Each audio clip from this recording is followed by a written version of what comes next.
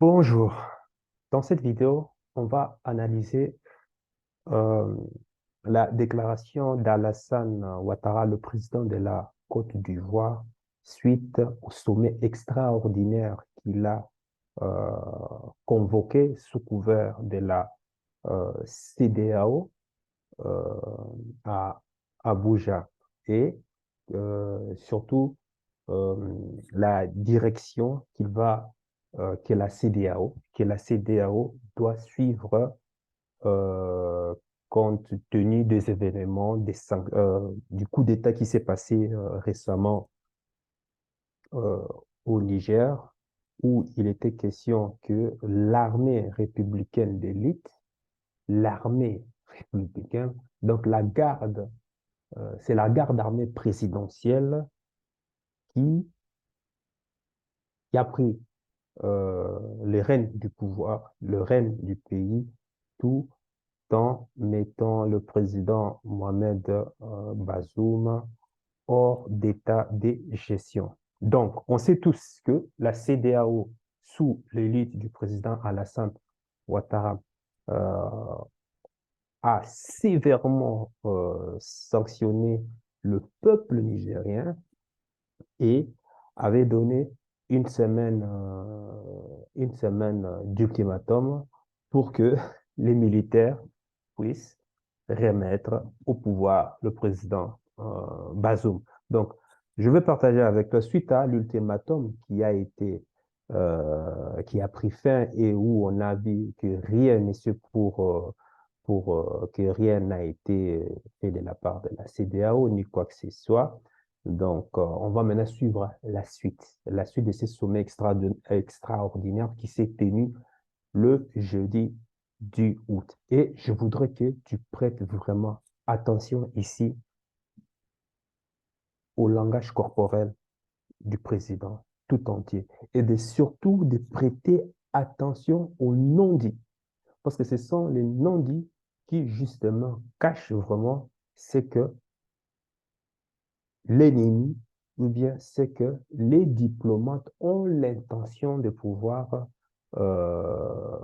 appliquer ou bien ont l'intention de pouvoir mettre en place une certaine direction des vies, ou bien des décisions qui vont justement forcer une certaine habitude, une certaine direction de vie de la population. Donc, je vais partager avec toi ici l'écran, comment on fait pour partager l'écran, voilà, et on va aller, attendre, comment est-ce que je vais faire ça?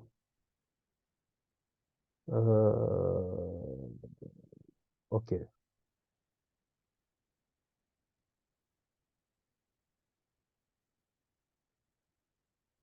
Donc, ce que je vais faire, je vais partager avec toi. Ah non, c'est ici. Ah oui, c'est ça, c'est ça, c'est ça, c'est ça. Merde, c'est ça. Oui, c'est ça. J'ai trouvé le bon. On va partager avec toi et on va lire ensemble justement euh, la fameuse déclaration d'Alassane Ouattara. On y va. Soit libéré immédiatement et sans condition. Troisièmement, nous avons demandé que le président Bazoum soit réinstallé dans ses fonctions de président du Niger afin de s'occuper de la gestion de son pays comme ceci a été confié par le peuple nigérien. Euh, Est-ce que tu es en train de sentir comment est-ce qu'il est en train de respirer sur le micro?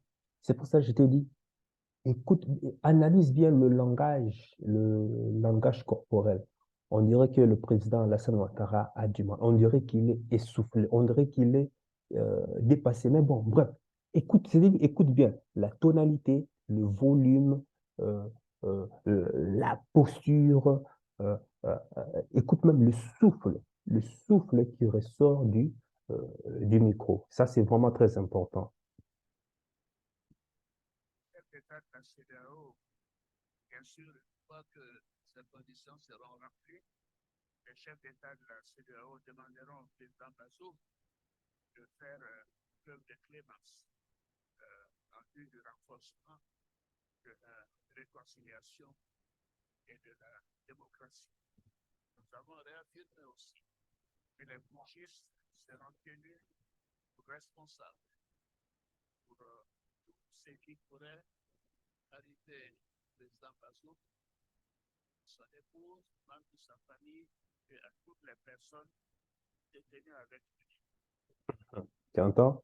Il dit que les putschistes seront tenus responsables. Donc, peu importe l'issue de cette intervention militaire, donc ça veut dire que, parce qu'ils sont en train d'aller pour pouvoir libérer le président, soi-disant le président Bazoum, donc ce qui veut dire que s'il arrive qu'il meure, lui, ce n'est pas sa responsabilité, ce sera la responsabilité des militaires qui ont fait le coup d'État. Donc, en l'occurrence, ici, en fait, ils s'en foutent qu'il soit vivant ou, ou mort.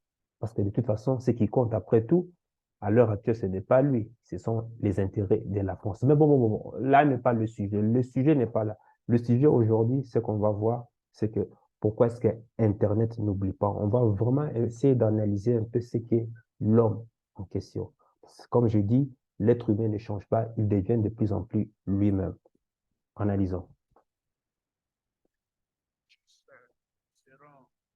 Sont tenus totalement responsables des sanctions imposées au Niger.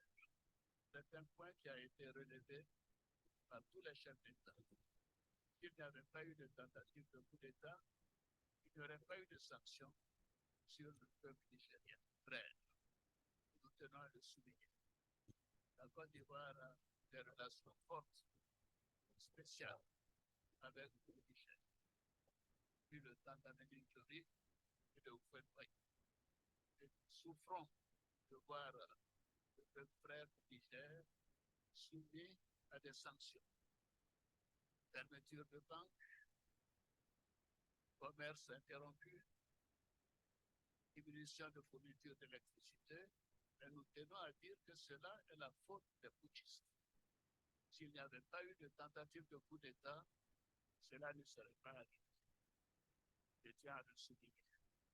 Alors, donc, je demande personnellement, les chefs d'État l'ont dit, nous demandons aux putschistes de mettre fin à la souffrance des Nigériens.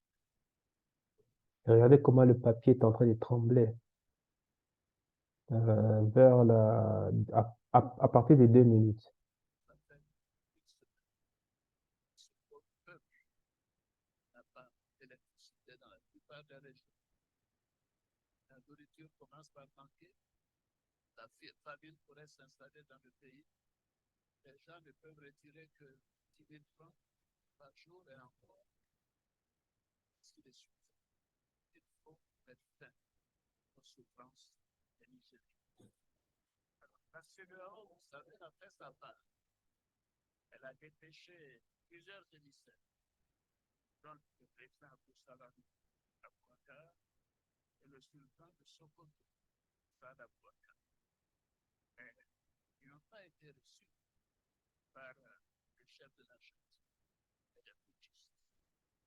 Cela est contraire à nos traditions africaines et constitue un manque de respect pour sa haute personnalité, le Nigérien, et pour la CEDEAO. Ce n'est pas acceptable. La CEDEAO, en fonction de toutes les informations que nous avons obtenues, constate de manque de volonté de la part des putschistes de rendre le pouvoir au président démocratiquement élu. La CEDEAO, les chefs d'État ont décidé d'activer la force en attente et de déployer cette force pour rétablir l'ordre constitutionnel au Niger. Les chefs d'État ont marqué un accord donc pour le déploiement des troupes d'un certain nombre de pays, dans la Côte d'Ivoire. La Côte d'Ivoire fournira un bataillon et a prévu toutes les dispositions financières pour l'opération, si elle doit durer 3 mois, des provisions seront faites au niveau budgétaire pour que nos soldats et nos officiers qui participeront à cette opération de vente de riz.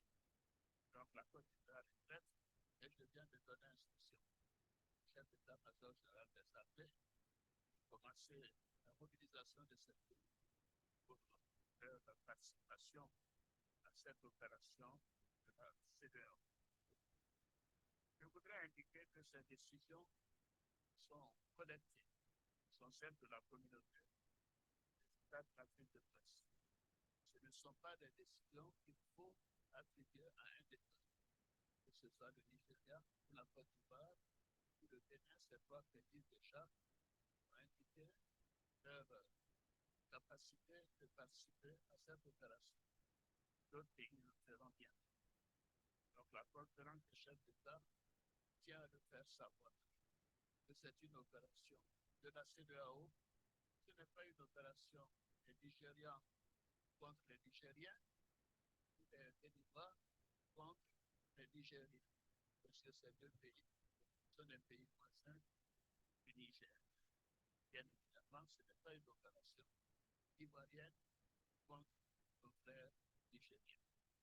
Mais nous sommes déterminés à réinstaller le président Bazoum dans sa fonction de président démocratiquement élu de la République du Niger. Nous appliquons ainsi les textes et les protocoles de notre communauté. Alors, notre objectif, comme vous le constatez, est la paix et la stabilité dans notre sous-région. Et surtout, le bien-être de nos populations et le développement de nos pays. Depuis que les couches sont arrivées dans la sous-région, on peut constater qu'aucun des pays où il y a eu un push a amélioré sa situation économique, sa situation sécuritaire. Donc les coups d'État ne sont pas la solution. Nous tenons à le faire savoir. Ce qui explique la gravité de cette situation et la volonté des chefs d'État que nous sommes à faire en sorte que cela cesse. Je vous remercie. N'est-ce pas marrant ça? N'est-ce pas? Attends, je vais éteindre la vidéo. C'est incroyable, hein? Incroyable. Eh bien voilà, tu viens d'entendre toi-même le discours du président de la Côte d'Ivoire à la suite de cette réunion extraordinaire de la CEDEAO à Abuja. Donc, moi, ce que je me suis dit, attends, je vais éteindre le téléphone.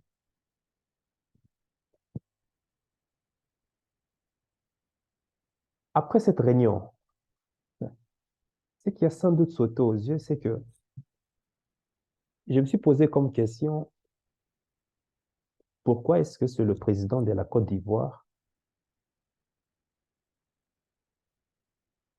Pourquoi c'est le président Alassane Ouattara qui est venu annoncer ce qui a été conclu au sommet de la CEDEAO? Pourtant, il n'est pas le porte-parole de la CEDEAO. Où se trouve donc le président de la CEDEAO qui, logiquement, doit faire cette déclaration? Pourquoi c'est le président Alassane Ouattara qui doit être le porte-parole de la CEDEAO? Il a revêtu son costume de va-t-en-guerre pour dicter la suite des événements sinistres qui vont s'abattre sur le Niger, dans toute l'indifférence, totale de respect des vies humaines, des vies innocentes d'un pays souverain que le Niger. Au tout début de ce coup d'État, tout début, hein, le 26, hein, le lendemain qui a suivi, c'est ce même président qui a convoqué un sommet extraordinaire et a voté des sanctions sévères, comme toi-même tu viens de l'entendre, contre le Niger, et a brandi très vite la menace de l'intervention militaire en lançant un ultimatum d'une semaine. aux militaires pour qu'ils rétablissent le président déchu. Après une semaine, on a entendu rien du tout, pas de bruit. Et c'est ce même président qui va convoquer encore un autre sommet extraordinaire dans un espace d'une semaine. Hein. Tout se déroule tous dans un espace d'une semaine. Où je m'attendais peut-être, moi, à cette issue qui vont peut-être opter sur les négociations diplomatiques.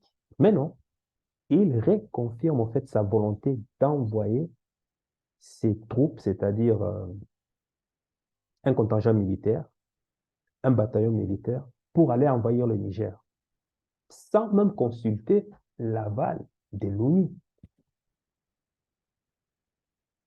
Comment cela est possible? Quand on sait que dans toutes les relations internationales, il y a une disposition spécifique de l'ONU qui dit que toute organisation ou toute organisation sous-régionale, toute organisation continentale, avant d'entrer en guerre ou de déclarer la guerre à un autre État membre des Nations Unies, il faut faire la demande, il faut faire il faut demander l'autorisation des Nations Unies pour qu'on puisse te mettre sous le chapitre, je ne sais pas quoi encore, le, le chapitre 7 ou 8 des Nations Unies. Tu peux me les mettre dans les commentaires, je n'ai pas bien révisé encore. Mais il a bravé cela pour prétendre et même outrepasser même l'aval de l'Union africaine.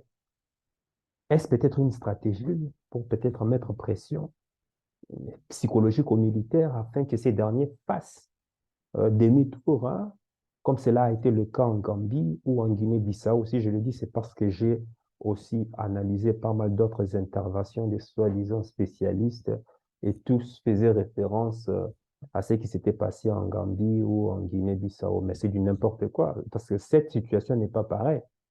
Et même c'est difficile pour moi de croire à ces genres de scénarios parce que les troupes nigériennes, soutenues par le Mali, le Burkina Faso, la Guinée-Conakry, sont déjà déployées dans les frontières.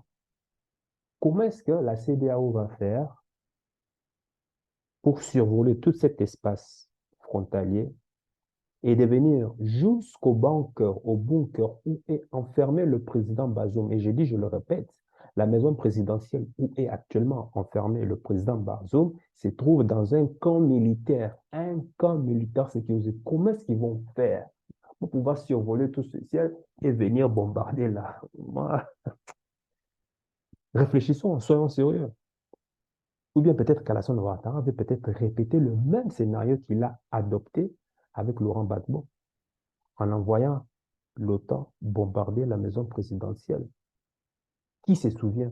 Voilà pourquoi j'ai dit, Internet n'oublie pas. Internet n'oublie pas. J'ai dit bien, Internet n'oublie pas. Il dit que le coup d'État militaire n'est pas une solution. Il dit que aucun personne ne doit supporter les putschistes. Mais c'est que le président Alassane Ouattara a oublié, ou bien c'est que beaucoup de jeunes aussi oublient, c'est que lui-même, Alassane Ouattara, avait supporté le putsch qui avait été mené contre le président Bédier,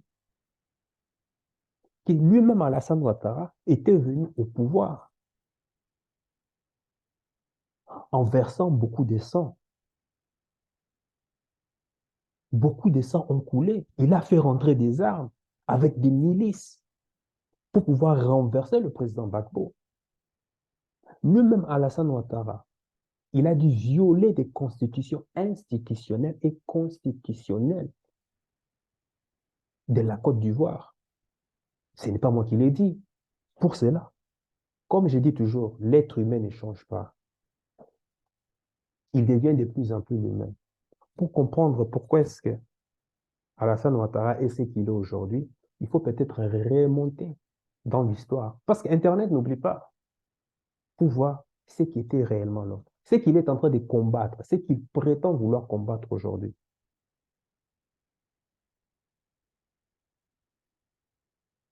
Et ce même combat pour lequel il était fanatique, qu'il a sponsorisé, qu'il a payé des gens.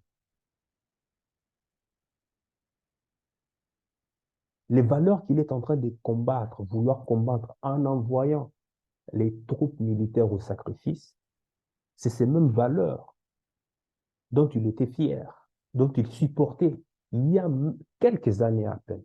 Et pour cela, je veux partager avec toi une vidéo.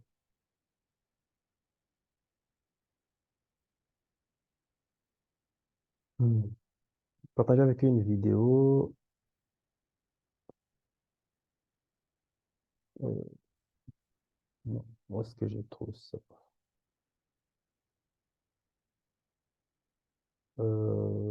C'est où ça?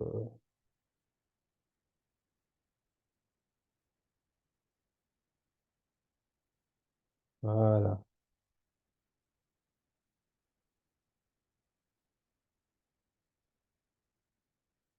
comme ça. Parce que les gens oublient beaucoup, hein. Les gens oublient l'histoire. Et l'histoire ne ment jamais.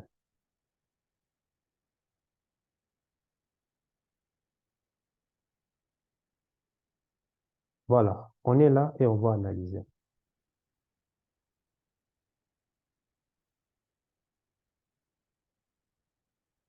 Non, c'est ici.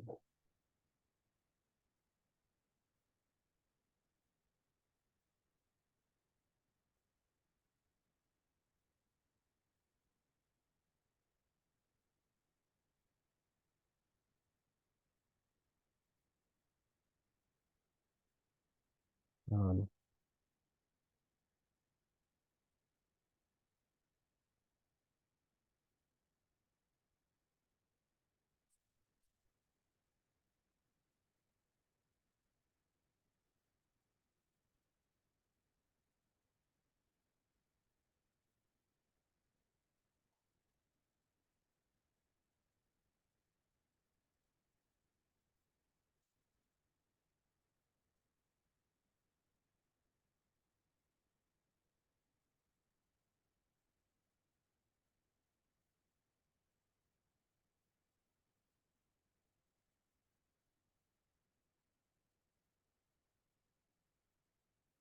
Mhm, mhm.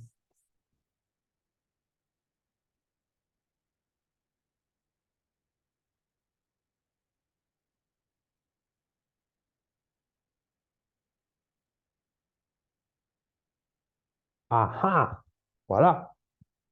Ils applaudissent. Il a applaudi le putsch du général Gay contre le président Henri Konan Bédié. Écoutez maintenant ce qu'il va dire.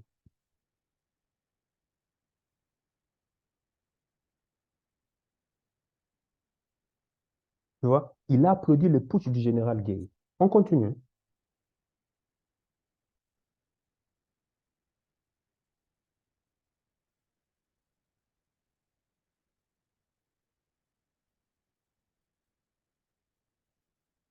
Ah, mhm. Ce n'est pas un putsch. C'est quoi? Écoutez ce que l'homme, hein, c'était en 1999. Écoutez bien.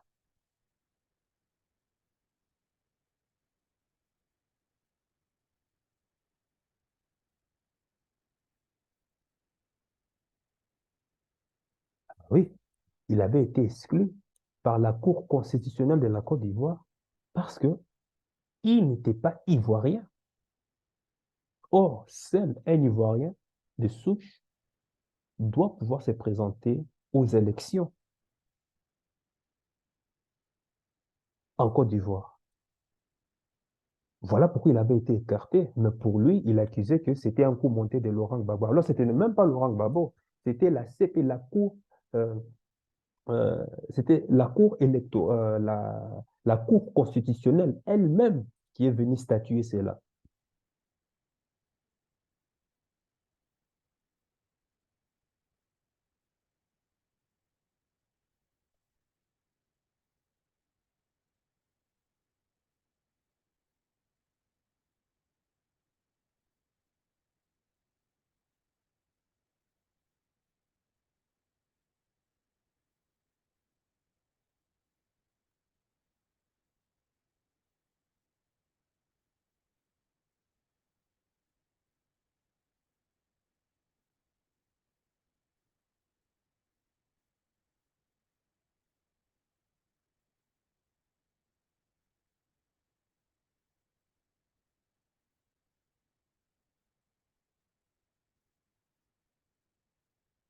Donc, tu as compris,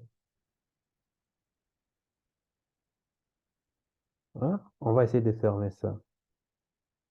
Donc, tu vois là où je vais en venir.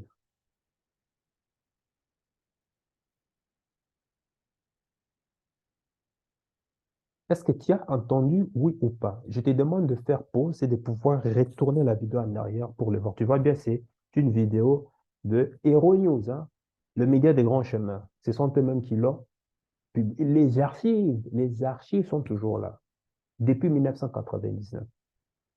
Donc, Alassane Ouattara dit qu'en 1999, que ce n'est pas un coup d'État, mais plutôt une révolution populaire, soutenue par l'ensemble des Ivoiriens. C'est lui qui l'a dit. Ça, ce sont les propos d'Alassane Ouattara le 24 décembre 1999. Mais maintenant, aujourd'hui, est-ce que le peuple ne soutient pas le Niger aujourd'hui dû au fait qu'il y a eu changement de régime, oui ou pas?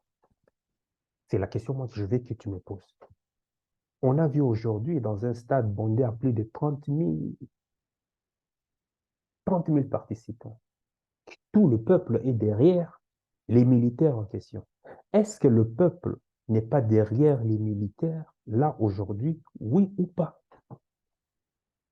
Est-ce que le peuple n'est pas avec la transition aujourd'hui? Est-ce que le peuple n'est pas mobilisé derrière les militaires aujourd'hui? N'est-ce pas ça une révolution? Mais à attendre ces présidents, donc tu te rends bien compte que quand tu compares ce qu'il a dit en première position et maintenant, tu te rends compte de l'absurdité, de la duplicité qu'est l'homme. À l'époque, la Cour constitutionnelle en Côte d'Ivoire a qualifié d'Alassane Ouattara de non-ivoirien. Voilà un étranger président dans un pays qui, aujourd'hui, dit qu'il faut libérer Bazoum. Tu as bien entendu dans la première vidéo. Écarté de la course à la candidature aux élections en 1900, je sais pas moi, c'était quand je ne sais plus, 1999 ou c'était 2002, hein, 2002, non, 2002, hein, au motif qu'il n'est pas ivoirien. Et ce n'est pas le président, mais plutôt enfin, il dit, en fait, il disait que c'était le président Gbagbo qui lui avait tendu ses pièges. Mais non, mais c'était la Cour constitutionnelle qui ne l'avait pas reconnu comme ivoirien. Donc, pas la possibilité de pouvoir justement se présenter aux élections.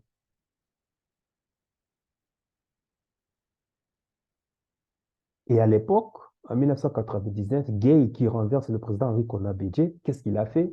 Il a applaudi. Parce que lui, non-ivoirien, a applaudi un coup d'État militaire en disant que c'est une révolution. Et ici, hier, il vient dire quoi?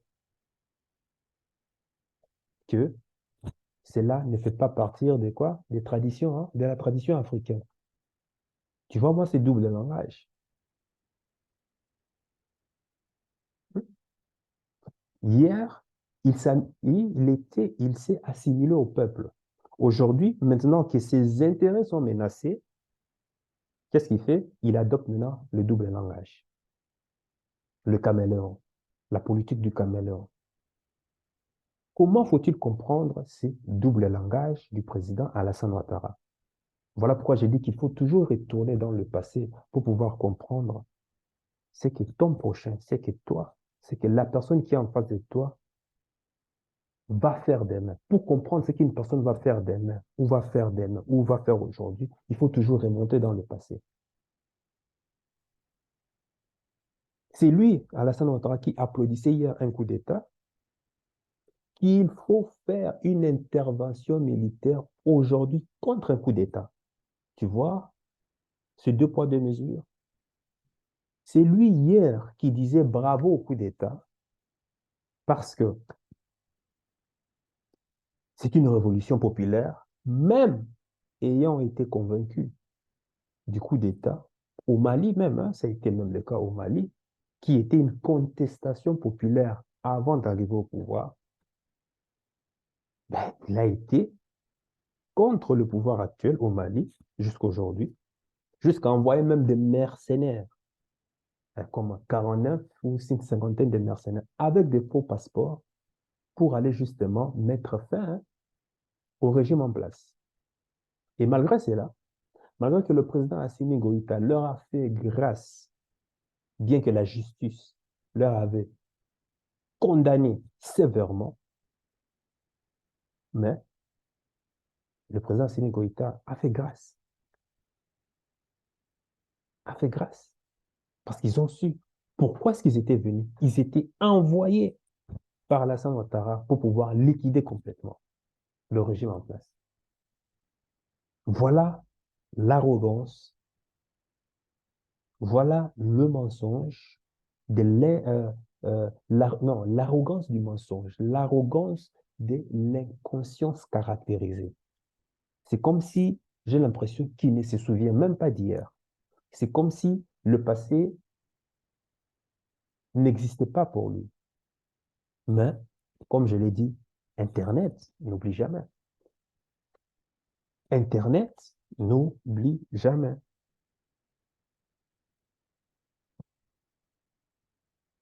Un président qui applaudit hier le coup d'État, aujourd'hui, il dit qu'il faut utiliser les armes pour instituer ou bien pour restaurer un président qui a été déchu. Mais comment? Bon, admettons que cela est possible. Ok, vous le remettez en place. Mais avec quelle armée il va diriger? Les militaires de la CEDEAO? Et je ne te parle pas encore de tous ces problèmes internes qu'il y a déjà dans chaque pays membre de cette CEDEAO qui est prête à venir justement fournir ces hommes pour venir envahir un État souverain. Sénégal, qui est en proie, en dérive, presque dans une guerre civile. Le Bénin, n'en parlons même pas. La Côte d'Ivoire, avec crise, manque d'argent qu'il y a dans son pays. Mais je demande comment est-ce qu'il va faire?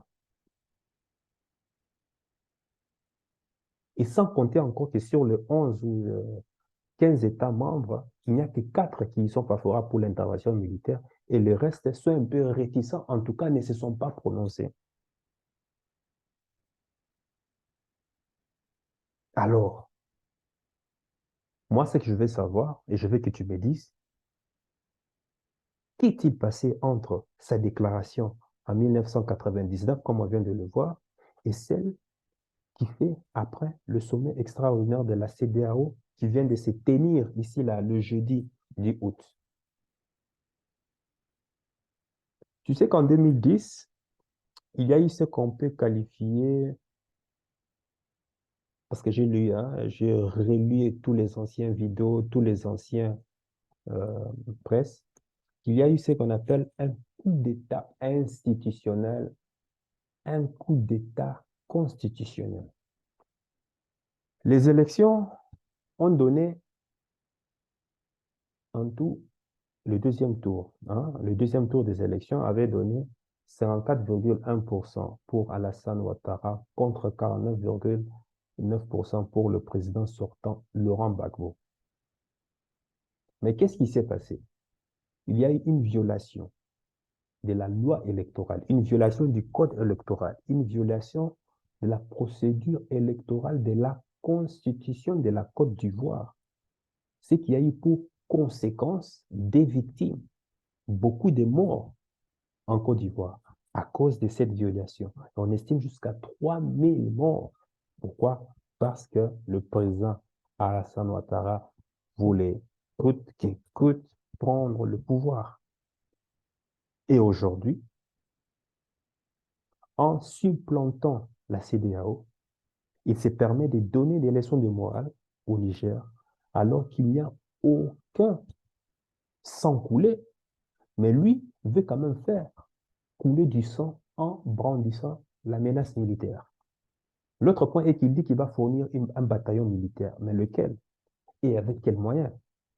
Quand on analyse le non-dit, on a l'impression qu'il cherche à rassurer le corps militaire. Hein, genre pour dire, ne vous inquiétez pas, Nous avons collectionné l'argent pour vous. Vrai ou pas, ce que je sais en tout cas, c'est que, en tout cas, en termes de moyens financiers, c'est la France qui imprime le franc CFA. Qu'est-ce qui ne va pas empêcher à la France de pouvoir simplement imprimer des trillions de francs CFA ou prendre l'argent sur le compte des trésors de chaque pays de la CEDEAO pour financer cette opération militaire? Pourquoi? Ils en sont capables. Elle en a déjà fait dans le passé, pourquoi pas maintenant? En Côte d'Ivoire, quand tu analyses la RTI, les soldats auraient demandé 25 millions de francs CFA, soit à peu près 25 millions de francs CFA, euh,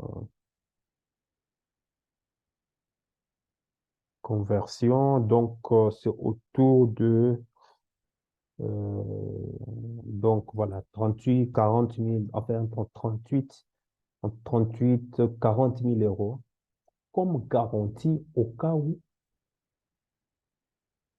il leur arrivait de périr. Comme ça sera aussi une somme qui sera garantie comme une espèce d'assurance vie pour leurs femmes veuves qui vont rester en vie. Mais il refait cette déclaration comme pour faire taire les rumeurs qui grognent en Côte d'Ivoire que le gouvernement n'a pas de moyens financiers pour envoyer les militaires au suicide. Ça, c'est Alassane Ouattara. Il faut savoir que 3000 morts ont péri. 3000 personnes ont péri pour qu'il viole la procédure électorale de la Constitution suprême de la Côte d'Ivoire. Il avait été écarté parce qu'il n'était pas ivoirien, mais ça encore, ça reste un débat. Il a fait enfermer Laurent Gbagbo à la CPI. Mais après des années plus tard, Laurent Gbagbo a été relâché. Laurent Gbagbo a été blanchi par même cette CPI. Toute accusation portée contre lui, contre crime contre l'humanité, se sont avérées fausses. Bon, si ce n'était pas Laurent Gbagbo, alors qui a fait tuer alors tous ces gens? Parce qu'il n'y avait que deux candidats au pouvoir. On a arrêté l'autre candidat. Ils ont fait des recherches, ils ont monté du nord au sud, est à l'ouest, ils ont trouvé que non, le gars n'a rien. Mais alors, pourquoi n'a-t-on pas jugé le président Alassane Ouattara?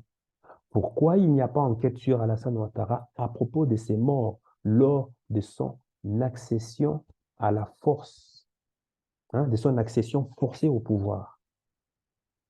Tu vois, c'est ça que j'appelle vraiment la politique de l'art de diviser pour mieux régner. C'est ça qu'il est en train d'appliquer. Diviser pour mieux régner, mentir pour mieux se maintenir, corrompre pour gouverner. C'est l'art du président de la Côte d'Ivoire. Le deux poids, deux mesures à l'occidental. On voit bien qu'il est l'élève, il a bien été l'élève favori des Français, ça. Hein. Et je t'épargne encore de tous ces opposants qu'il a fait disparaître, soit emprisonnés, soit ils ont connu une fin sinistre. Allez voir. Et là, je vais te renvoyer. Allez voir les révélations de son chef d'état-major, hein, euh, Koné, Koné Zakari, à Odjene, en Côte d'Ivoire, sur des officiers, un officier supérieur de l'armée d'Alassane Ouattara, c'est-à-dire ceux qui ont pris des armes pour venir tuer des Ivoiriens. Il racontait comment est-ce qu'Alassane Ouattara avait financé, c'est-à-dire avait donné des armes pour que ces milices viennent envahir la Côte d'Ivoire. Ça fait froid au dos, énormément froid au dos, à tel point que tu te débats, il y a énormément de questions, mais sans réponse. Voilà qu'au Niger, les militaires ont renversé l'ancien président. Je tiens à préciser que l'homme fort actuel est un élément de l'ancien régime. Le peuple nigérien a soutenu ce coup d'État, pas forcément parce qu'ils aiment les militaires en question, je ne penserais pas, de toute façon, parce qu'ils faisaient partie de l'ancien régime, mais c'est plutôt parce qu'ils en ont marre de leur situation précaire. C'était qu'au Niger. D'ailleurs, j'étais même surpris de l'apprendre encore par un des médias de grands chemins, parce que je m'étais trompé dans, dans l'un de mes vidéos. Je pensais que le Niger percevait 5 à 10% de son uranium, mais en réalité, ils ne perçoivent qu'à peine 3%. 3%. Son uranium qui est exploité et va alimenter les centrales nucléaires, va être transformé dans les centrales nucléaires pour pouvoir donner de l'électricité aux usines en France et peu importe partout. J'ai dit bien, une ampoule sur 3 qui s'allume en France vient de l'uranium du Niger. Mais le Niger ne perçoit à peine que 3%. Et je n'ai même pas...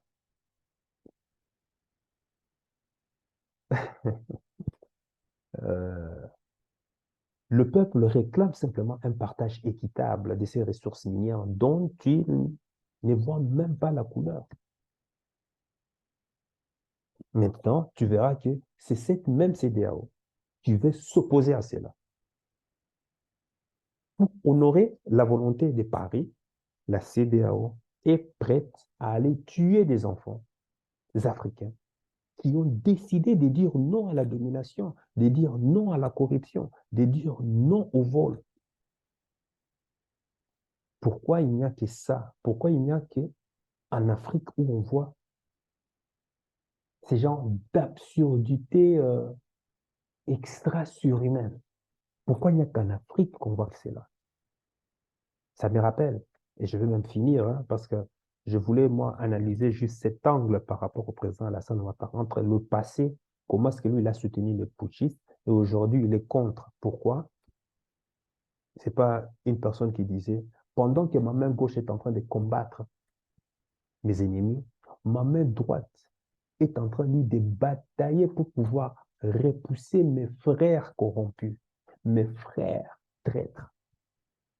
Donc, tu imagines le poids que l'Africain aujourd'hui honnête qui travaille pour l'intérêt de l'Afrique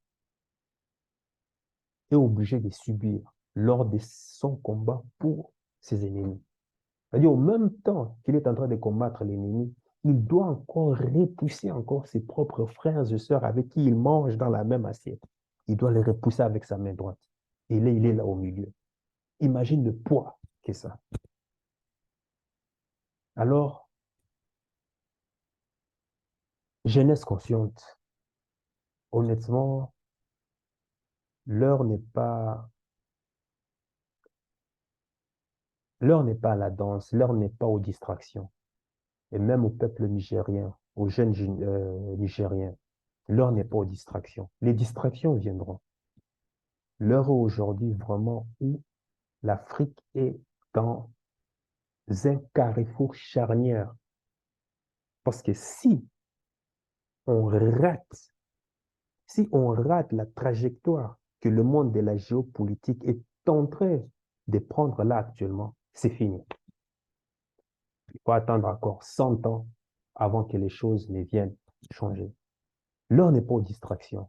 L'heure est vraiment où tout jeune Nigérien, tout jeune Africain doit faire un effort tous les jours de pouvoir apprendre ce qu'est la constitution de son pays. Que veut dire chaque article, chaque phrase, chaque mot de la constitution de son pays. Chaque jeune Africain, chaque jeune Nigérien doit s'élever aujourd'hui. Chaque jour, tu te connectes sur les réseaux pour pouvoir apprendre de l'histoire de ton pays. Pourquoi est-ce qu'on en est arrivé là? Et comment est-ce qu'il faut faire pour que cela cesse? C'est ce que le Mali a fait, le Burkina a fait, la Guinée-Bissau, le Niger aussi, bien que cela est un peu différent. Je sais que d'autres pays vont suivre, mais ce n'est pas facile. Ce n'est pas facile. Ces gens qui ont pris le pouvoir, Mali, Burkina et autres, c'est un sacrifice qu'ils ont fait. Parce que dehors, il y a tous ces charognards qui sont là, qui n'attendent que là. Et moindre faux pas, moindre faiblesse ou moindre attention, on les abat. Il suffit de voir l'histoire. Toute personne, tout homme, toute femme qui s'est soulevé pour pouvoir travailler pour son peuple a été éliminé. La France a commis énormément de massacres. Je ne te parle même pas des États-Unis. Énormément de massacres. Pourquoi? Parce qu'il voulait que la personne qu'il met, la personne de proxy qu'il met à la tête de chaque État africain doit servir les intérêts des groupes multinationaux. Voilà les enjeux aujourd'hui. Nos parents de l'indépendance ont accepté ces deals. Tous les Houphouët-Boigny, les Senghor, les Abdou Diouf, tous ces présidents-là, ils ont accepté ces deals. Ils ont hypothéqué notre avenir. Et ça s'est poursuivi jusqu'à aujourd'hui. Et heureusement, aujourd'hui, la deuxième génération est consciente et dit non, non, non, non, non, non, il faut revoir les choses. Mais malgré ça, l'Occident est en train de mettre tout, est en train à rouler son rouleau compresseur pour pouvoir exterminer tout mouvement de contestation. Mais malgré leur rouleau compresseur génocidaire, qu'est-ce qu'ils peuvent face à la volonté unie et commune d'un peuple? Impossible. Ils vont devoir exterminer un peuple? Comment est-ce possible? Voilà pourquoi j'ai dit il faut arrêter les distractions, les amis. Et retourner voir, analyser l'histoire. Parce que l'histoire nous révèle toujours comment est-ce que ton ennemi va se comporter demain. Et une dernière chose, arrêtez, je dis bien, arrêtez de croire, parce que c'est ça la troisième maladie de l'Africain, c'est de croire qu'il y a toujours un sauveur, un sauveur, un sauveur. Oh, le sauveur, ça sera si. Oh, les sauveurs. Non, non, non, il n'y aura pas de sauveur. Le sauveur, ça sera toi. Sois armé d'éducation. Sois armé de connaissances. Et à travers ces connaissances, peu importe la personne que tu vas voter au pouvoir, il devra toujours rendre des comptes. S'il ne respecte pas sa part de contrat, toi, parce que tu es armé d'éducation et de connaissances, tu vas lui dire out, fini. Et autre chose, juste vraiment pour finir, je pense que moi, peu importe toute personne qui viendra être à la tête d'un pays africain, peu importe la révolution, peu importe le changement, je voudrais que chaque président puisse avoir une vision, je dis bien une vision à long terme, et d'arrêter de se calquer sur un modèle européen afin d'espérer le développement ou le progrès de son peuple. Non, ça, il faut arrêter. On voit que la Chine, aujourd'hui, est en train de développer son pays avec son paradigme chinois. Pourquoi nous, on doit venir toujours calquer notre développement, notre liberté avec le modèle européen? Ça, il faut arrêter. Il faut retourner aux sources. Il faut retourner aux sources. En tant que noir, si tu es noir, je vais faire discrétion, si tu es noir, si tu es africain, dans ton sang, 310 000 ans d'existence sur Terre est en train de couler dans tes veines. Oui, ton sang, 310 000 ans d'existence est en train de couler dans tes veines. L'homme noir est le premier à pouvoir fouler le pied sur cette terre. L'homme noir est le premier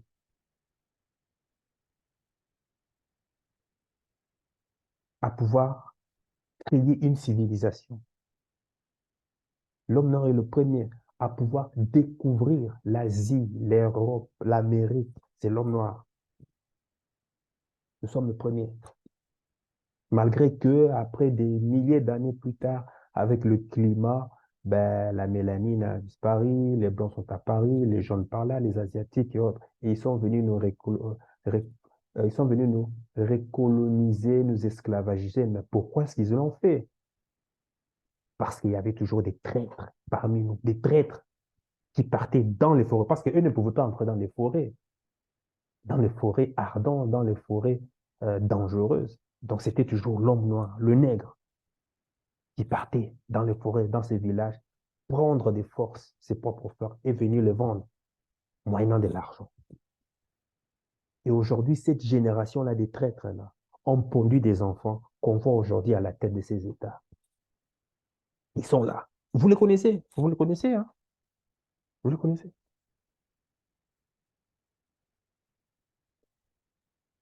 Moi, c'était ces messages. Je ne veux pas que cette vidéo soit longue, mais en tout cas, c'est ces messages que je tenais vraiment à transférer. Ça me tient vraiment à cœur. Mais tu vas t'armer d'éducation, des connaissances. Ce n'est pas simplement avec de la bouche. Non, ça demande de l'argent. Pour ça, il faut déjà travailler sa liberté financière. Pour travailler sa liberté financière, il n'y a pas de demi-solution. Soit tu crées un business, ou soit tu te lances dans l'investissement.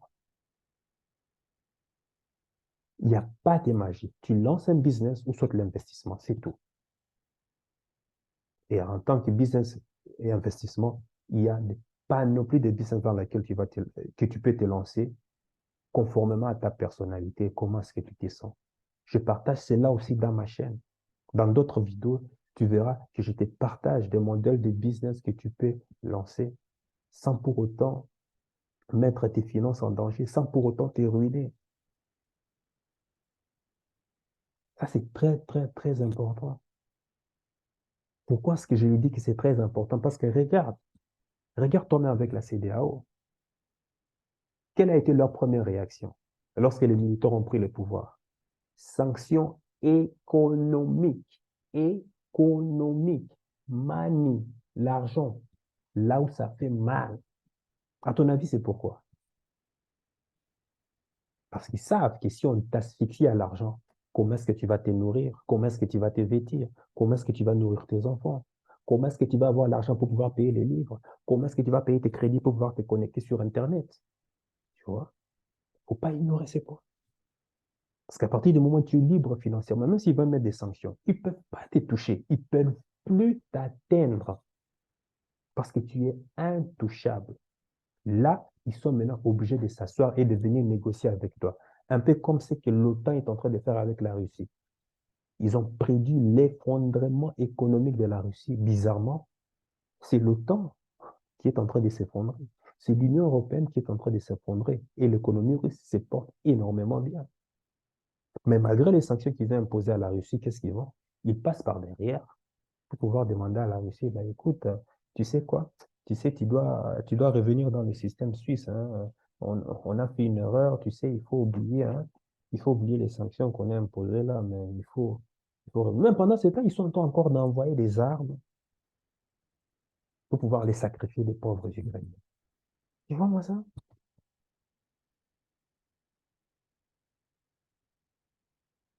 Pendant que Bruno Le Maire est en train de sanctionner les gens, Macron va derrière en train de négocier avec la Russie. Mais écoute, tu sais, tu peux toujours dire à tes oligarques de toujours venir acheter hein, nos vêtements de marque, nos produits LVMH, tout et consorts. Pour ça, il n'y a pas de problème.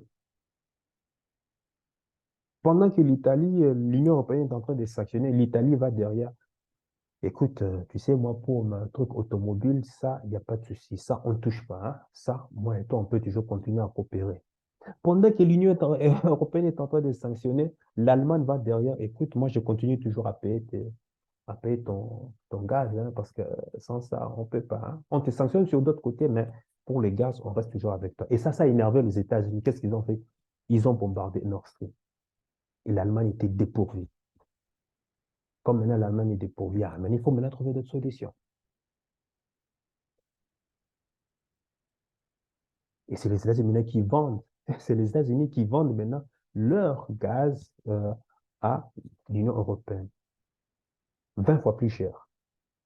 Et qu'est-ce que les États-Unis font? Ils vont quand même acheter du gaz auprès de la Russie. Ils vont quand même commander des composants électroniques pour pouvoir justement armer ou tuer leurs leurs fameux chars, leurs fameuses armes qui vont aller périr en Ukraine. Tu vois, moi, c'est double jeu. Il faut faire très attention. On n'analyse pas une situation politique. Il faut vraiment, moi, je suis, quand moi je parle de géopolitique, géostratégie,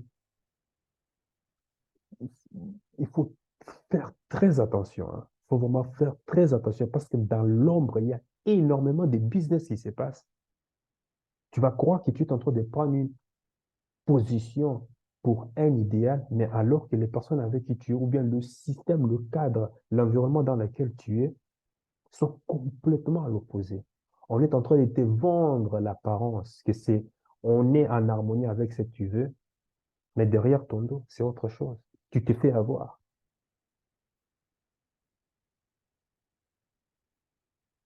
Il y a énormément de cas comme ça, mais dont je citerai peut-être dans d'autres vidéos.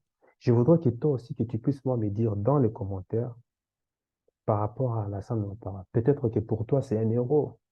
Alors dis-moi pourquoi est-ce que c'est un euro. Dis-le dans les commentaires. Moi, je t'ai fourni dans le passé ce qu'il disait. Et maintenant, voici comment est-ce qu'il il est en train, l'autre version qu'il est en train de prôner. Sur ce, sache que ton cœur sait déjà ce que ton cerveau essaie de comprendre. Suis la voix de ton cœur. Il connaît déjà le chemin. Ciao, ciao.